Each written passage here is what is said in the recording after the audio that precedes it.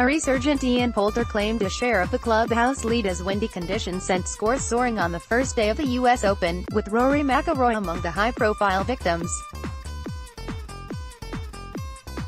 Poulter, who was ranked outside the world's top 200 just 15 months ago, carded a 1-under par 69 to join American Scott Piercy at the top of the leaderboard at Shinnecock Hills. Poulter shares the clubhouse lead at 1-under, but McIlroy's hopes of a second U.S. Open title and first major since 2014 were blown away as he slumped to a 10-over par 80, his worst score in the U.S. Open, also equaling his worst in any major from the final round of the 2011 Masters. Playing partners Jordan Spieth and Phil Mickelson fared little better with rounds of 78 and 77 respectively, while Jason Day shot 79 and former British amateur champion Scott Gregory slumped to an unfortunate 92, the first score in the 90s in this event since 2002.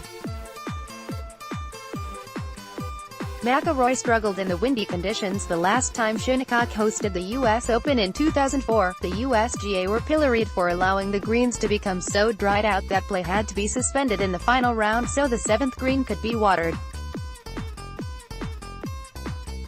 And while the wind was largely to blame for the high scores this time, Spieth felt that there were certainly some dicey pins, and England's Tyrrell Hatton thought those on the 3rd, 11th and 12th were stupid.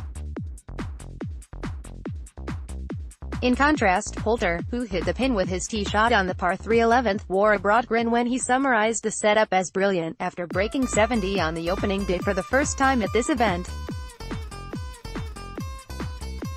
"I did not enjoy it at all here in 2004 and through most of the U.S. Opens. It feels like you are pulling teeth," said Poulter, who claimed his first victory since 2012 in the Houston Open earlier this season.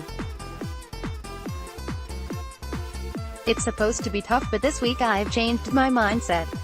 I'm here to enjoy my golf, play freely and just go and play. It was brutal out there and I'm glad they have widened the fairways, otherwise I don't know what the scores would have been." Poulter is learning to enjoy golf again. McIlroy had been bullish about his prospects after a lengthy spell of preparation at Shinnecock and other courses on Long Island, but after missing from 7 feet for birdie on the 10th, his opening hole, he dropped 6 shots in the next 4 holes. A birdie on the 15th briefly stopped the rot, but McIlroy bogeyed the 16th and 18th to reach the turn in 42 and then ran up a double bogey on the 1st after a wayward tee shot. It is the first time the former world number 1 has carded 3 double bogeys in a round in the majors, and although he birdied the 5th and 6th, further shots were squandered on the 7th and 9th. McIlroy had been hopeful going into the tournament since winning in 2011 with a record score of 16 under. McIlroy is a combined 53 over par in the U.S. Open and now needs to emulate Piercy's reversal in fortunes to have a chance of making the cut, the American walking off the course in frustration at the state of his game on Wednesday. "I was skanking it and lost like 5 balls in the first 4 holes. I'm out of here," Piercy explained. "I needed some time away, so we went back to the house, ordered some pizza, and I actually went back on my Instagram. I looked at some swings that I posted, positions that I was in, saw some drills I was doing and then just ran from there."